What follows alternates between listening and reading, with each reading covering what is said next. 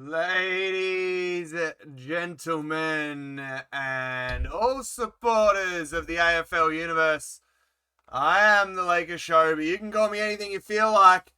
Stick around for the potty, join in the break, buckle up. There is a bit to get through. What do we say from Calamachi to Brad Scott? We assess it all. Welcome to our Whatnot Fiends, our YouTube lurkers, and everyone in between.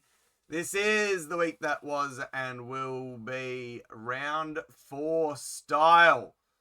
Feel free to follow us on all the cool social platforms that the cool kids do. Support the potty by entering the break. It is by far the best way. On screen today, a slightly different start to the show. Normally we have a different screen. Tonight we've gone straight to this one so that you can see the break that we're getting into tonight. It is Footy Stars 2026. Let me see if I can bring up Le Widget. Oh, Le Widget wants to be Le Stupid. Alright, well, fuck right off. Break the pack, how are you? It is a pick your team style break, so you can go ahead and grab your team. There's no need to go randoming and hoping for the best. This way you can just go in and grab them. Fremantle are already off the board, J. Rudd. I see you, Break the Pack, Luke, MCC, Braden Robb, how are you? How is everybody? 2026 Footy Stars is the break, but for those that know, you know already that we always start with our podcast. So without further ado, let's get into it. Of course, we'll have a look at my tips and last week's results. They weren't great for me, to be honest. We'll have a look at the week that was. We then have a look at the week that will be. Have a look at the two unbeaten teams, the two winless teams. Have a look around at contracting news around the league. The ins and outs. And then we get to my tips at the very, very end. We'll track how I go throughout the year. So, we should start with the week that was.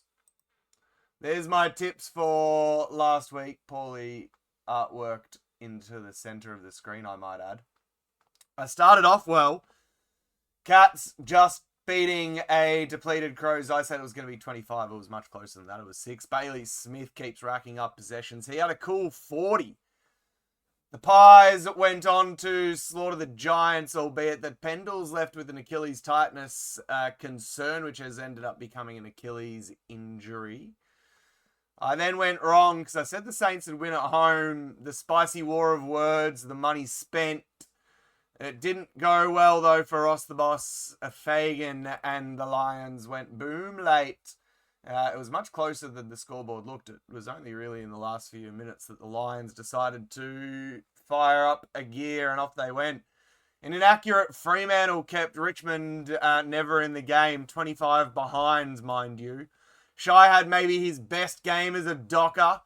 I'm excited as a Freo fan to see Shy finally firing. He is a bit hit and miss, hot and cold, if you will, but seeing him go bananas was very, very exciting for me.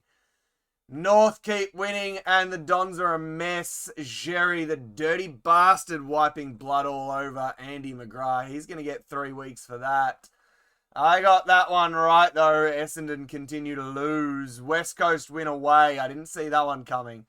The Power were up. They overcame a 29-point deficit, did the Eagles, and Harley Reid put on a show. D's sunk. Carlton even lower. How long on Vossi is the question I ask. HJX. Scaff, how are you? Pissed away a 43-point lead. Cozzy and Gawn put on a clinic. It took the D's 55 minutes to kick a goal, and then they choked again. Carlton, cooked. I don't know what the D's did right in the second half, what sort of magic was whispered into their ears, but it worked, and away they went. Anyway, that away, and a little look, TJX, at your boy Bontempelli.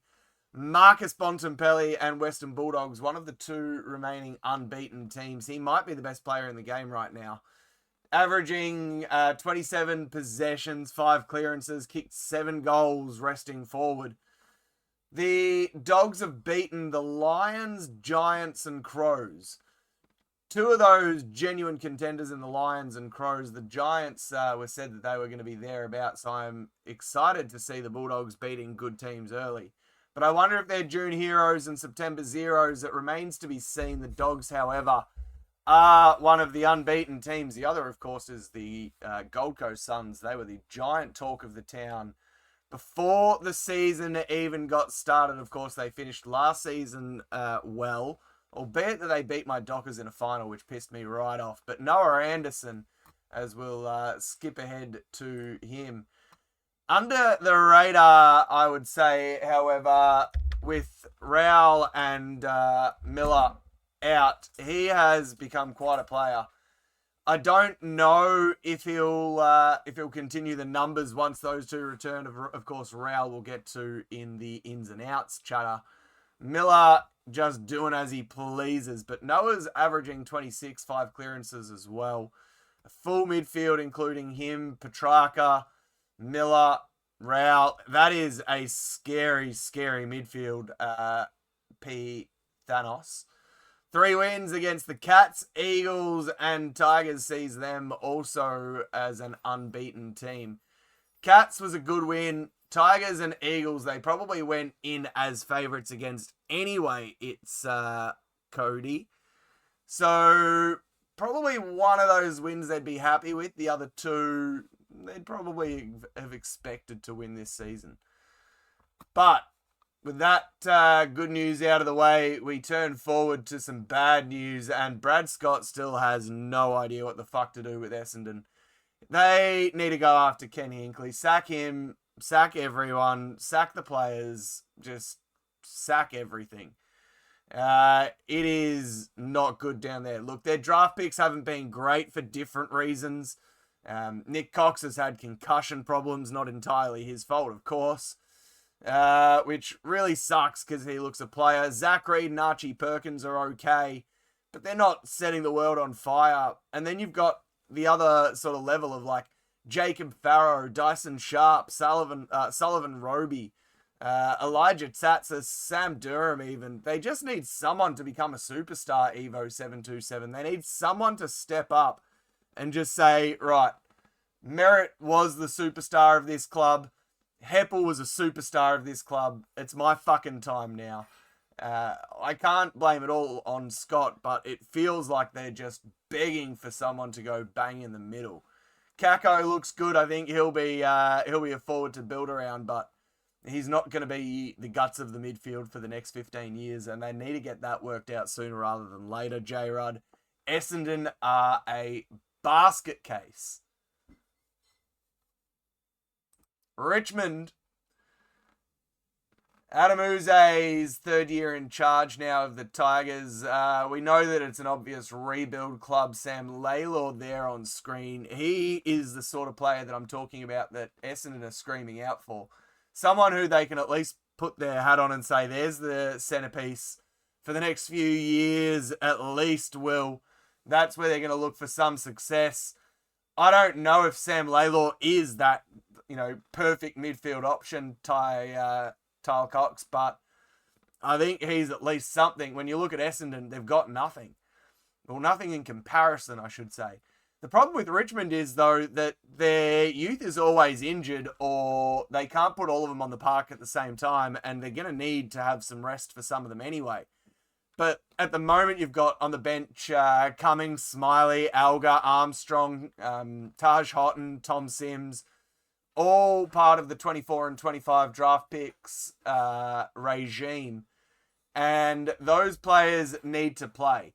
So not exactly sure where Richmond are in their rebuild. They're obviously further along than Essendon, and I don't think they're older. Their 3 losses against Carlton, the Suns, and Dockers. Again, they'd probably be disappointed with the Carlton game, but the Suns and Dockers, I don't think they would have penciled those in as wins at the start of the season. I think if they were 1 and 2, they would have been absolutely stoked with that. But Carlton is the obvious gettable game there. given where Carlton are at now. And it doesn't look good for them. We will take that off screen for a moment and let's have a look at the ladder. Thank you, ladder. And whilst that's up on screen, let's just talk a little bit about contracting. Sydney's unrestricted free agent, Joel Armati. I spoke about him last week. Victorian clubs are still apparently circling. He's had a good start to the season. Sydney obviously went after Charlie Curnow. That's where their midfield's attention is going to be when they look forward, not Joel Armati, albeit that he's very, very handy. So the Vic clubs are circling. They are having a look. Lewis Melican, on the other hand, has extended his stay till 2028, Charlie. He's not going anywhere. We've spoken about Noah Anderson ad nauseum already, but surely he signs on. A Sarong-type deal imminent, you would think, before he hits free agency. North Melbourne, they're going to get an offer, you'd think, in front of Charlie Comben if he stays fit, especially. He should get offers from around the league, especially as a pre-agent. West Coast are apparently looking forward to 2027 free agency. The Chad Warners, Mitch Georgiades, and Trent Riverses of the world are all WA boys, and you'd think that West Coast go that way. Hawks have Jarman Impey as a restricted free agent in 2026, but he has a 2-year offer table to him now to get him to 2028. They have a few pre-agents of their own to work through. Will Day, Scrimshaw, James Sicily, to name a few. The Cats see Jack Martin triggering a offer for next year, so he's going around again, GWS, mind you. Have Lockie Ash to deal with, J. Rudd. He's expected to get some offers despite being contracted. The Lions have Cody Curtin to deal with, and after he's impressed early, he should get an extension. Jen, what's up? Kingy, how are you? Charlie, Ash, thank you for joining in. We are midway, maybe 2/3 of the way through the week that was and will be. We're going to look forwards now. Let's have a look at my tips again. That was last week. This is this week, and what you'll see is the Lions will beat the Pies at the G on Thursday night. Of course, it's long weekend football this weekend. Good Friday, Easter Monday clashes. Easter Friday will see North beating the Blues. The Dockers, absolutely, Flagmantle rolls on against the Crows. Sydney and West Coast, Richmond and Port Adelaide will make up your Saturday games at the MCG and Optus Stadium. I see Port Adelaide beating Richmond and I see Sydney beating West Coast both away. On Sunday, Melbourne and the Gold Coast Suns will roll on the Dogs and Bombers. Dogs will win that one by a mile. Monday, good luck tipping that one. Hawks versus Cats. I'm going the Hawks, but coin flip either way, I think. Speaking of those teams, Brisbane, they've named their team for Thursday night. Joyce and Tunstall come in for Gardner, who has that shoulder injury, and Answorth, who went down with concussion. Still no where's your luggage. Collingwood, mind you, have also named their team. Sullivan and Hayes come in for Darcy Moore, who goes out with a hamstring, and Scott Pendlebury. Surprise, surprise, Achilles tightness turns into an Achilles injury for Pendles. The record goes back one more week. North Melbourne and Carlton are going to be interesting in the ruck contest, given that Jerry won't be there. Future ruck Will Dawson might get blooded. Yeah, maybe. Carlton, they're going to need to change something. Chera and Zach Williams will be two. You'd think there may be more, though. Harry Dean went into concussion protocols, and Cooper Lord should only be out for a week with his illness nomadic. MG Donnelly, how are you? I need a drink. Adelaide and Freo. Zach Dawson. No. The best Dawson ever. No, Adelaide's Dawson may be back Jordan style to see the Dockers. Tex was managed and he should return. Rory led, probably also. Butts went into concussion protocols. Not funny. Wonder if Riley O'Brien comes back in there. Obviously, Freo loaded up in the ruck with Jackson and Darcy. Maybe the 1-2 punch for Adelaide with Rob coming back into the side. For Freo, though, a relatively clean sheet. I think they're going to go in unchanged. Walker might be the only one there, but yeah, I don't know. Richmond versus Port Adelaide. Nathan Broad's shoulders has to get through training, but even if he does, he's no certainty to return, apparently. I say just keep blooding the youngsters, throw them to the Wolves and hope for the best. Port Adelaide, Sava Radigalia injured means that at least one change. Brandon Zirk-Thatcher a chance. Miles Bergman, they're going to miss him. So hopefully he returns this week. And Ollie Wine's always an option. West Coast versus Sydney. West Coast minimum 3 changes, obviously, with Yohan Newton to injury and Robertson suspended. Elijah Hewitt, Clay Hall, Finn McRae all want in. Liam Duggan's a test with his ankle. I think he rolled it. And for Sydney, Taylor Adams has had the worst luck in his career.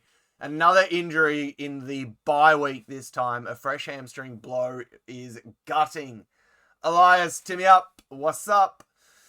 Can't believe it. Taylor Adams, it just feels like Nat Fyfe at the end of his career. Just can't buy a trick. Heaney should play. Goulden is out of a sling, but he's still gone for 3 months. Max King, 4 months plus. Sydney missing some of their superstars, and it's not good. Melbourne versus Gold Coast. Debutant Paddy Cross crossed his fingers and ruined them. He'll miss a month or so with a finger injury. Chankwath Jath, CJ also finished on the bench. That's a calf that's going to be a month. Aiden Johnson and Trent Rivers will be pushing for a return there. For Gold Coast, all eyes on Matt Rowell. A fitness test this week. The cast is off the finger, and Bailey Humphries suspended. So there's going to be at least one change incoming. Jamara had a cleanup of his meniscus. He's going to miss a couple of weeks. The Dogs versus Essendon. Libba's missing a fortnight. Adam Treloar seems like the most obvious replacement there. For the Bombers, who fucking knows? Injuries that follow this club around like losses right now. Caddy's going to miss. Fiorini's a test and no guarantee. Ridley's only just made his return through the VFL. Tsatsis had a blinder in the VFL, though. He could be an option. Angus Clark's a test with syndesmosis. They're not going to rush that. Essendon, who knows where they go. And Hawks versus Geelong on Easter Monday. Well, the Hawks, a full list almost with just Will Day and James Blank, the only real concerns. And for the Kitty Cats, Dangerfield has been ruled out. Jack Bowes had 38 in the Magoos. He'll push for his return to senior footy. James Warple, the Hawks draftee, he returned through the VFL also. They may look to him for some senior experience. And that is the week that will be. Let's get rid of the tips. There's 2026 Footy Stars again on the desk. Thank you for joining in. We are looking at a fresh case on the desk tonight.